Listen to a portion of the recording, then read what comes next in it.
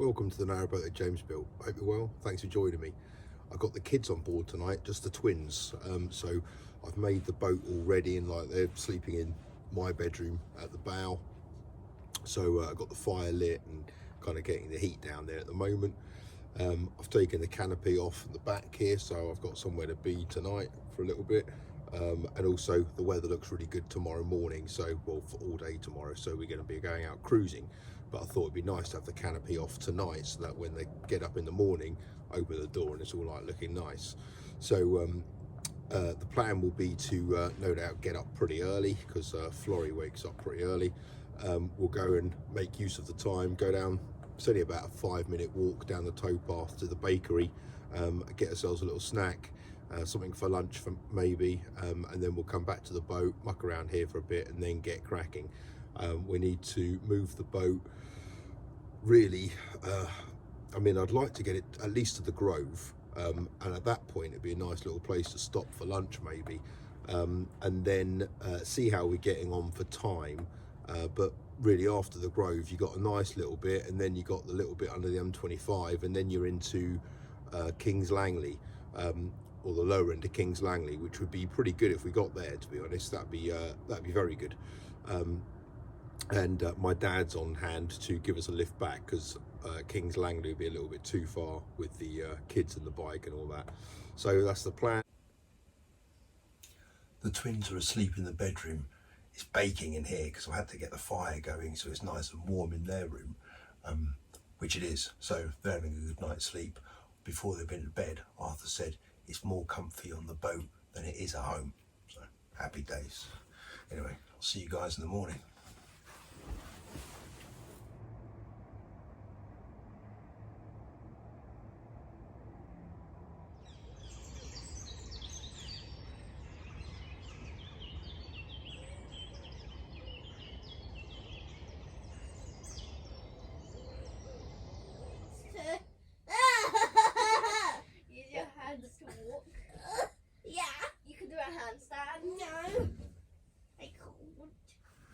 Oh, should we go out for breakfast? Breakfast! Yeah? Yeah, breakfast. What do you say? Get your clothes on, let's walk down the road. I already have my clothes on. Good boy.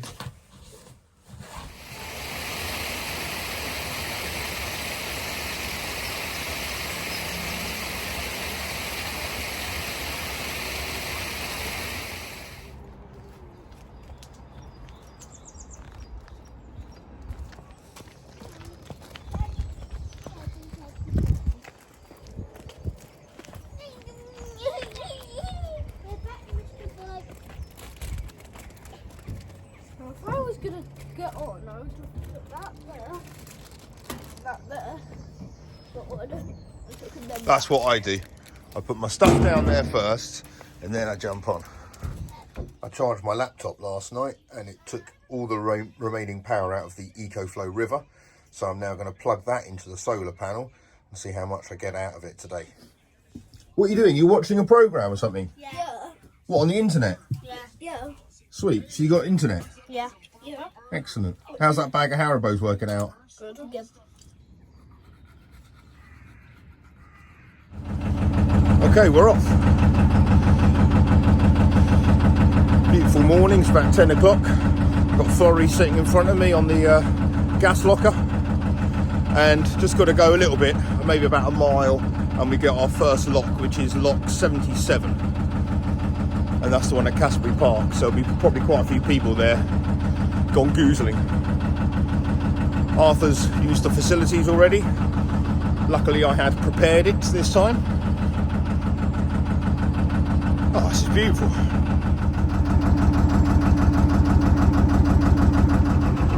The great thing about mooring up in Casbury is that there are woodlands all around and loads of areas for the kids to play.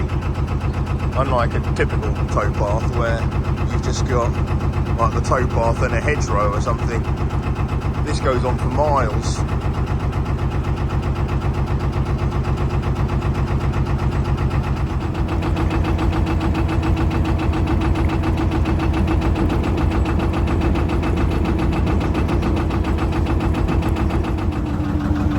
Right, we are approaching the next lock.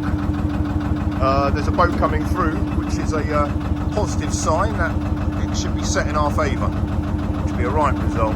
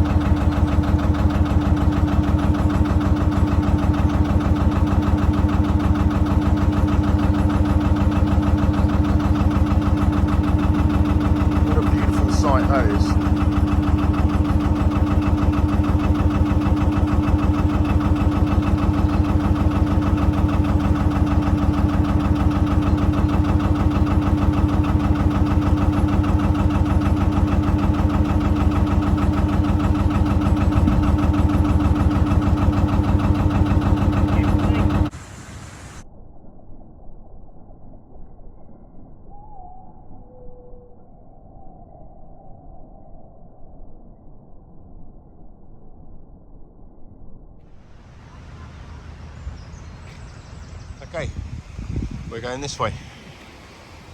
Keep your arms in, yeah, Florrie? Keep your arms in.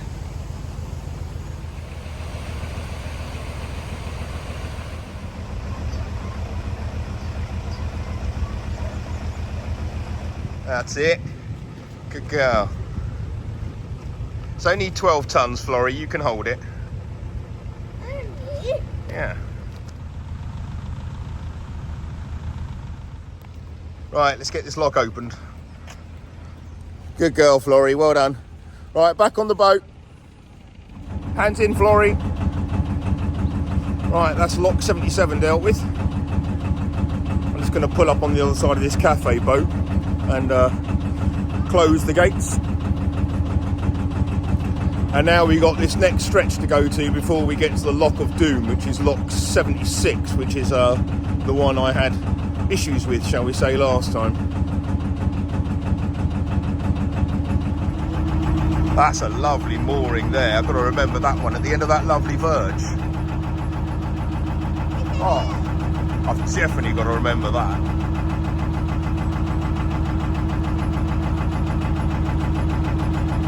Superb. Very cute little workboat coming up here.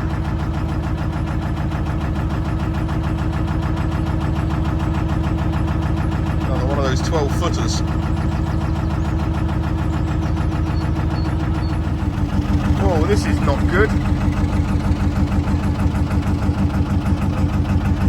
That looks like a sunk workboat. Jeez. That is not good at all.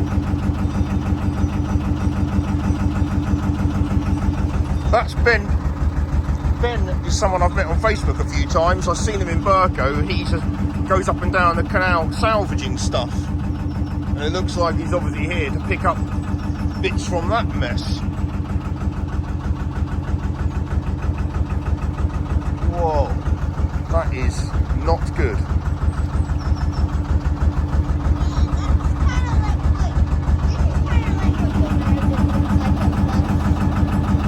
Oh, look at the little cat on the boat float.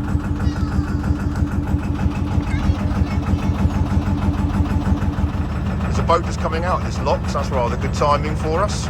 Ben's turning around and he's going to join me in this lock, which is quite good because I'd like someone with a bit of competence to do this next pound with me.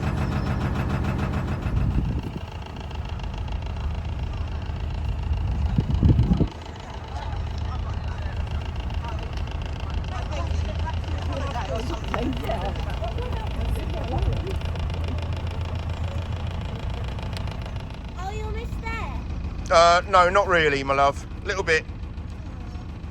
Right, I've got the kids off the boat for this next pound because I don't like it. Ben's coming through, which is good. But we've just seen a boat come through and they said that they had to wait about 20 minutes for this pound to fill, for them to fill the lock. So we're going to go up and just see what we've got to do. I'll speak to Ben when he gets off his boat. Luckily, we got some help on this lock.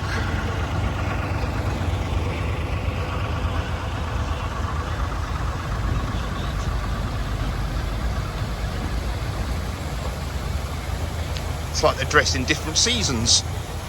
You cold, Arthur? That guy's just going to go up there, cycle up to the next lock and start letting some water through, because that pound is already empty, nearly. There's fractionally more water coming in than leaving the lock, but only fractionally. The boats are slowly rising. Those are Ben's kids. Those are mine. You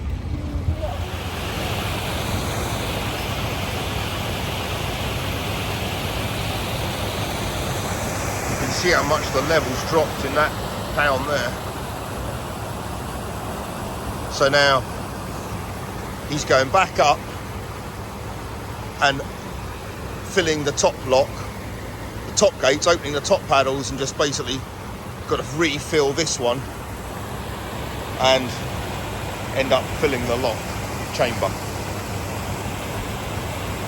But it's already exposed the banks on this side here. Oh, I hate this area for navigating. Countryside wise, it's beautiful. The Grove Golf Course is just there. I think that's the 16th along there. This lock is taking so long to fill. So I'll come in to make a cup of tea. Gas. Okay, so we've been in the lock for about 15 minutes and we are not even halfway up yet. Every time I come out from the cabin, I think there's a lot of people here. It's literally just Ben and I's children. So we've opened the gates, but the levels are probably a little bit too low to navigate. So we're going to wait it out a little bit. All the paddles are open on the upper lock. So we're just going to keep our eye on the wall here and see the water level rising, hopefully. But it's just so slow. Our reconnaissance team, the twins, are running up there with their boundless energy to look at the status of the upper lock chamber, see how full it is, because we still need this to fill up. It's not filling at all, and it's too shallow for us to navigate. And obviously when we do, we can't stop at the end there, so we have to open those lock gates anyway, so we have to open that chamber to open the gate so we can just go straight in. Why has he done that? It's full on the other side. I know, I can see, this is ridiculous. Basically, this Y-beam has come down and it shouldn't have done. It should have waited and put more water in this pound. So obviously now the pound's going to fill up now, which is good news. But there's now going to be another boat in this chamber here for us to pass. And unless it's filled, if it's filled, it's fine. There'll be enough room for us to pass. But it's not going to fill. It's going to be half filled, and that's a bloody Y-beam. It's not going to give enough room. What a nightmare. Right, okay, so the guys that have just come down in this Y-beam, which they shouldn't have done, asked them to keep the gates open and the top paddles open, so this pound here keeps filling with water. This Y-beam can then pull into the side, and then we've got a chance of passing. It feels ridiculous driving out of a lock this low down. Completely abnormal, but the plan is to basically stay in the middle of the channel and go straight into that next lock, and then Ben's going to come in behind me. We'll go into that next lock together, close the gates, and it'll start filling quite quickly. That's as wide, that's as far over as that Y-beam can go without beaching. So I've got to go as close to it as I can, because I've got nothing on my starboard side.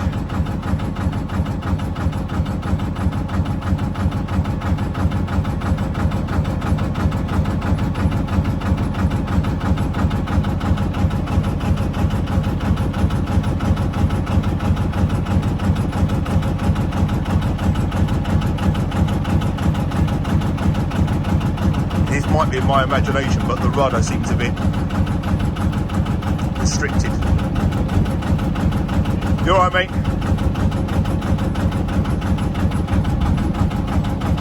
You're not beached, are you?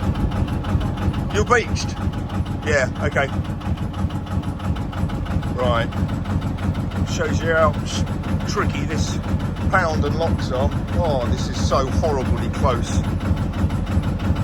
Come on. I should be making it now.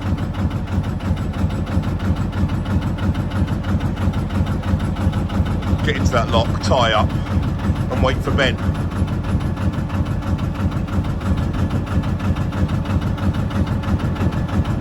I'll have to do this with the ropes, I think. Oh, I'm glad to be tied up on this lock chamber. Right, in comes Ben. That Y-beam's grounded. There's a guy just walking down there with a barge pole, see if they can push it off.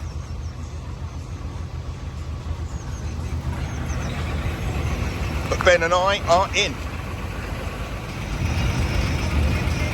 Okay, well, we are slowly filling. And our friends on the Y-beam are still trying to free themselves. Should have been patient. My cup of tea has risen to the surface. There's loads of people on hand on a Saturday to do all the locks and everything. Right, next stop, the Grove.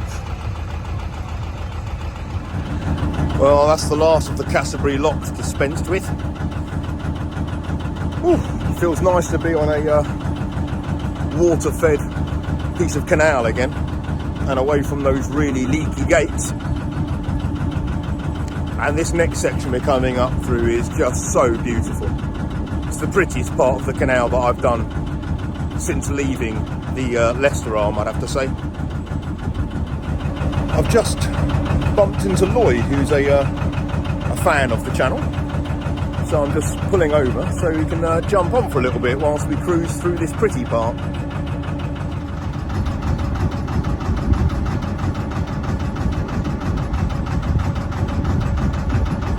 Luckily I've got Ben ahead of me to warn me if there's a boat coming, because I haven't got a horn, or more like to warn them that I'm behind because I haven't got a horn.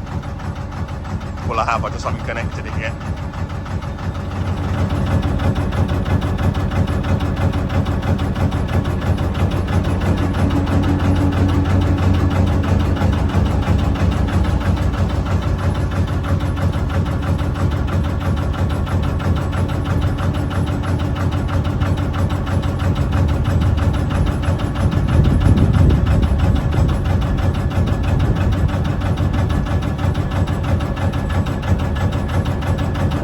Right, so you've just gone past the mill there. Got Lloyd on board, fan of the show. Big fan.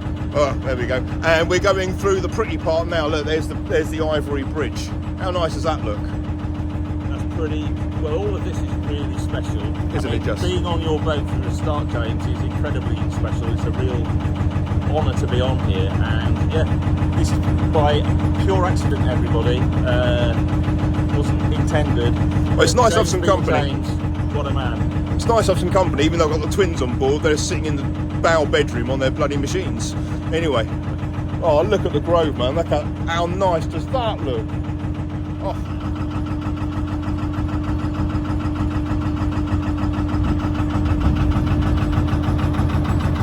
Keep seeing Boadicea on my travels.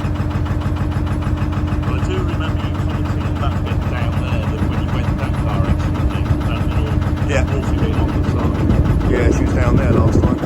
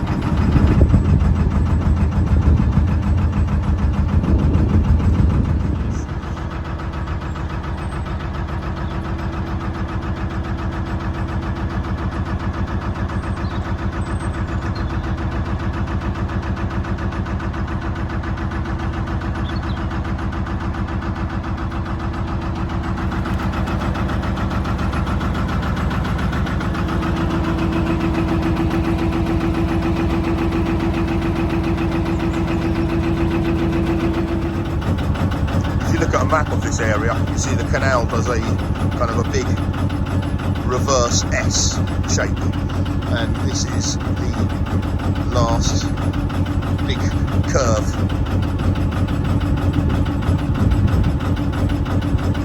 It's rather pretty round here.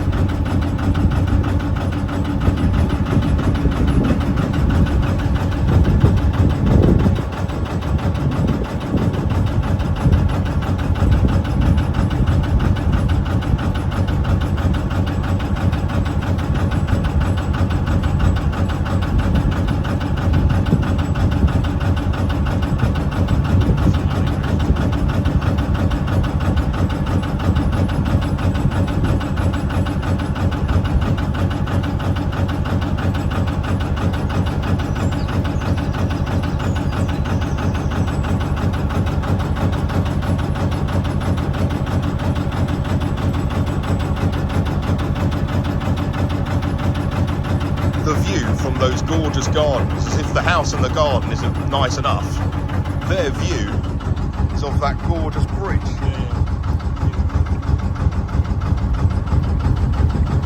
What a dream. Good old Lloyd. Right, we're at Lady Capples, lock number 74. Let's do this. Right, that's Lady Capples done.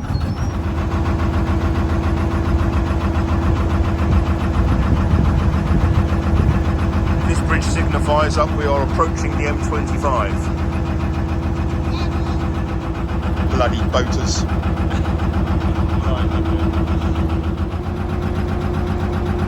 Right, we're just going under bridge 162, sharp left-hand bend, and then the lock is right there.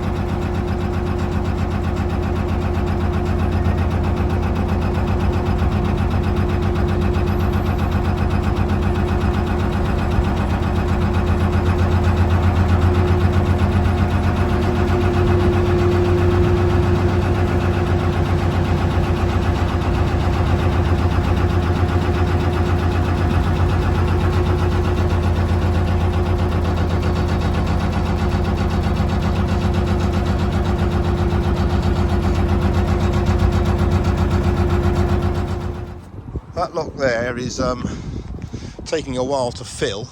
This pound here, the level has dropped a little bit. I think it's fine to navigate through. It hasn't dropped that much. Well, there's still enough water in there to navigate. But I just want to have a look up here, go up to the lock and see if anyone's coming and how the lock's set. I've just opened that gate at lock number 72. So when this one is filled, I can bring the boat straight up and drive it straight into the lock. Oh yes, I didn't spot that when I last came down. That is a nice little spot to sit.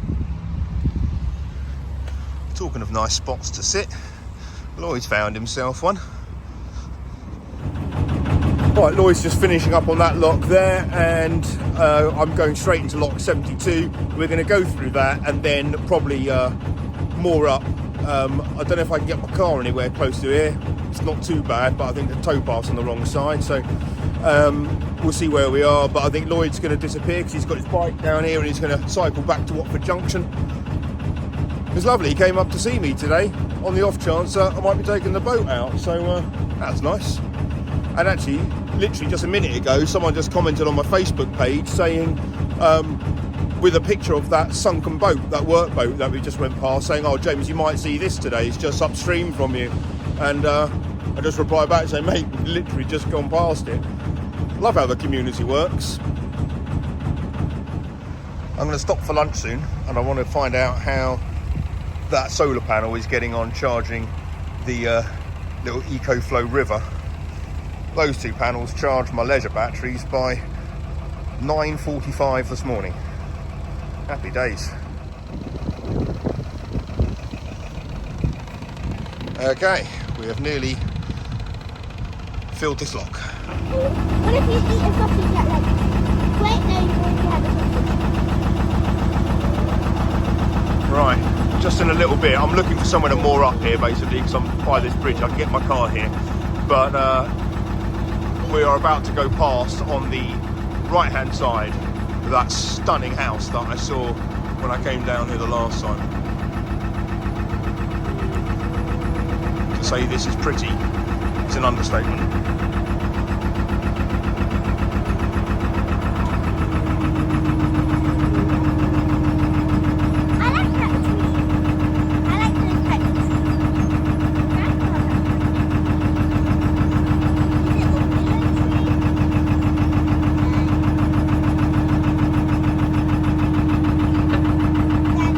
Yeah. What sort of tree is that? A weeping willow. Oh, I estimated it was a willow tree, but then I didn't know. I knew there was one.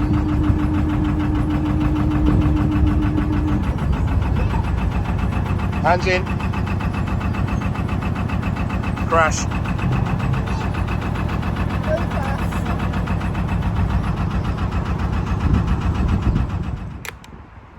See you, Lloyd. Cheers, pal. Right, Lloyd's left us. Arthur, you look fed up. I know. Should we have some lunch? Yeah. Go on then.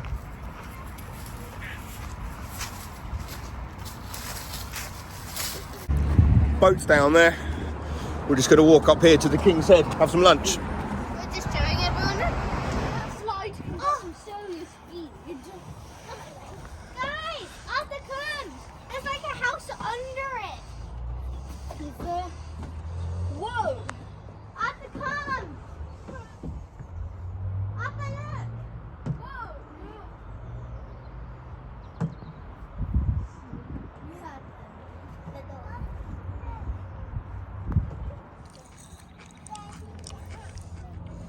And if I coat it in ketchup, then it should proper happen. I've sent Arthur out to do some reconnaissance work. Excellent. Good. Right, come on then, boy. But it's on the other side of the fence. That's all right. Doesn't matter. We can jump a fence. Right. So there's a underpass going over the main road. I can park at the church over there, and then I can just walk through this little bit here.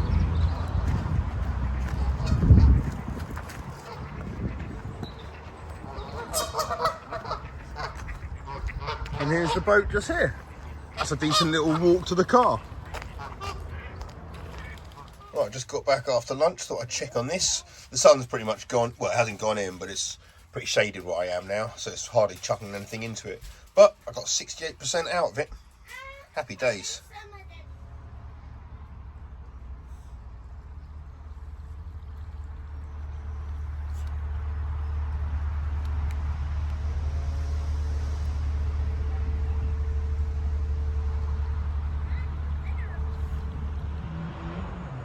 You know what, you guys were right. When I was doing up the boat, you said, wait until the spring, and you're sitting on the deck, you've got your kids on board, having a beer in the sunshine, after a cruise. It'll make all the blacking, all the scraping back of the rust, all the hard work worthwhile. I think you're right.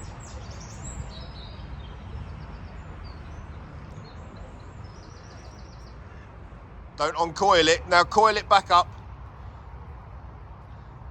So roll it towards the centre line again. That's it. That's it. Well, today's cruise went really well. Kind of got through Canterbury locks unscathed, which I'm delighted about. It's just horrible there. That bottom lock leaks so badly. Loads of people said when they walk up and down there, they see it quite often empty of water. So really glad that Ben was around for that, kind of get through it together. He knows what he's doing, so kind of takes everything in his stride, which is excellent. But yeah, it worked really well with the kids. They've enjoyed themselves. They're all pretty confident on the boat now, as you can see, and moored up nicely here, just kind of south of King's Langley. So I think this area is called Hunton Bridge. It's pretty pretty. There's a little village shop, there's a pub, and more importantly, there's a place where I can get my car as an underpass under the dual carriageway. So it should be all right. The only thing is a bit of road noise, but I'm going to be not staying here very long anyway, so that's fine. And really nice to have met you, Lloyd, today. So thanks for coming down, mate. I was excellent. Glad we managed to cruise for a while. Thanks for your help in the locks. That was really useful. We've actually managed to get quite far. I'm calling it a night early because my dad's on his way to pick us up, take us back to the car, and then we're going to mum number 2's tonight for a sleepover. Yeah, that'll be fun. And I don't know when I'll be back at the boat. Maybe Sunday. I still want to move it. Now I want to get it the other side of the M25, and then kind of psychologically I'm pretty close then, so that'll be the plan. Hope you guys are very well. Until next time, take care. Bye bye.